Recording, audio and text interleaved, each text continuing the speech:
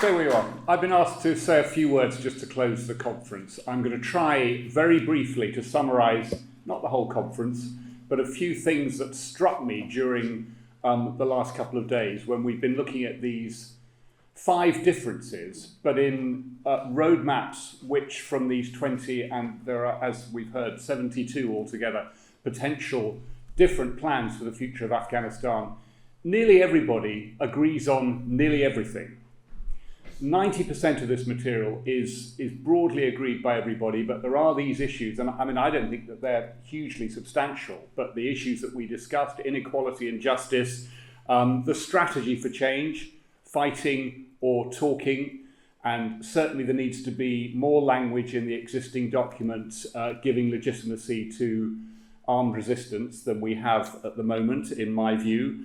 The role of the international community, the type of system that we might end up with. This is an approach, a preparation for a constitution. It's not the constitution, but we might have some language in it which everyone accepts that we're not going to end up with a centralised constitution for Afghanistan. That probably won't work again in the future.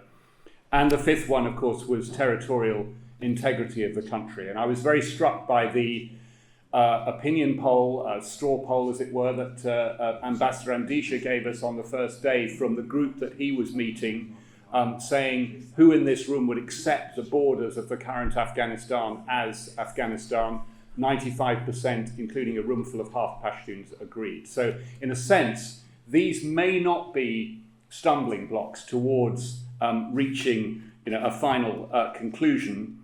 I was very struck by the sense of division among the diaspora. People talked about this wonderful phrase, long-distance nationalism.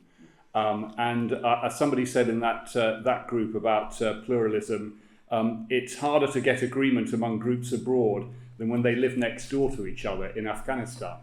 And that sort of sense of the diaspora dividing, which we've seen in so many countries in the past, is something which, I devoutly hope that Afghanistanis abroad will not get stuck in the future. On the panel about local government, we heard of the practical issues of government in Afghanistan from 2 outstanding practitioners, and the one line I took away from that was this Rumi quote that truth is like a mirror of God in the hands of God. Each shard does not tell the whole truth, and I think we can absolutely see in all of the groups that are gathered here that each shard does not tell the whole truth.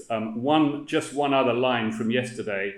Marissa Kui, silence is never neutral. We all have a responsibility, and those of us outsiders who love Afghanistan, many of them in this room, as well as Afghans themselves, and of course as my good friend, old friends, former colleagues, and as journalists in Afghanistan together years ago, Afghanistan's leading journalist, now a senior political figure, as he was reminding us, we don't have much time, and the governor was reminding us as well. People in villages in Afghanistan are not waiting on the words of conferences. They're wanting genuine change, and we do need, I think you said 2 months. I think you gave us 2 months from this panel. So certainly by the end of the year, we need to go back to all of the 20 different groups and say, okay, well, we've taken your proposal, your roadmap. What do you think of this proposal? And which takes ideas from all of these different roadmaps and delivers the potential for change. And then amend it as it goes along. This is a living document. It's not the final roadmap. It's a living document which goes forward, and it'll be the buy-in from the different political groups and currents, political parties and currents of Afghanistan that give it life. And then they need to take it inside their own communities in order to really deliver it into the document that we hope it'll be, which will be the thing which, when Afghanistan changes, becomes the menu, if you like, the agenda for groups to come together to build a new constitution in the new Afghanistan, so that we don't go back to the dark days of the early 1990s when people were arguing among themselves, fighting among themselves. And people in this room, of course, remember these days as well as I do. So there are three things that really need to be done in order to move forward from this room today. Socialising it, as it were, within the 20 different groups and others.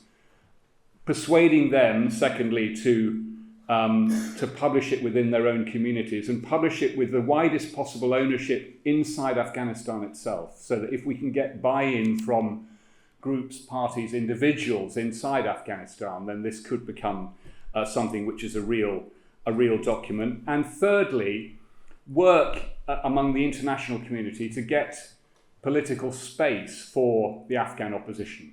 The Taliban had amazing legitimacy just from having an office in Doha from, it originally opened in 2011, but really from 2014 onwards. And then, of course, the Americans started talking to them. If the Afghan opposition had a political space, and I know that Ambassador Andisha and the other ambassadors are working on this very hard at the moment. It's not all doom and gloom. I was struck in the panel this morning, Zara Joya, sort of civil society in exile has reached a peak of what we can do, a sense that it is clearly very difficult going forward. And your point, of course, we neither have the watch nor the time now, that taking on that old trope about the Taliban. But I think there is absolutely hope, and there's hope in this room. There's hope from the National Resistance Front, Freedom Front, from political groups, other potential military groups for going forward in Afghanistan. And as we were reminded, there's only one enemy that everybody agrees with in this room. And just my very, very final thought from Ambassador Samadi yesterday from this conference: the Taliban can't stay long because they're wrong. Thank you.